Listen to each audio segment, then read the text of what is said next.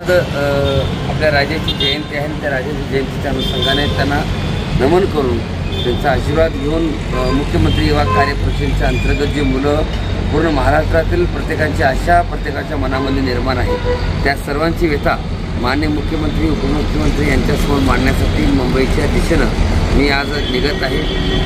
मी राजाच्यांनी प्रार्थना करतो की त्यांच्यावर रेतीचा राजा किंवा मग कैवारी या सर्वांना व्यथा प्रत्येकाची व्यथा जाणून घेणार आहे. अशा पद्धतीच्या राजाच्या चरणी नतमस्तक होऊन त्यांना त्यांच्या चरणी नतमस्तक होऊन त्यांना विनंती करून आम्ही मुंबईच्या दिशेने चालू की ज्या कार्यासाठी आम्ही चालू त्या कार्यामध्ये परिपूर्णपणे यश प्राप्त होते अशा पद्धतीची प्रार्थना करून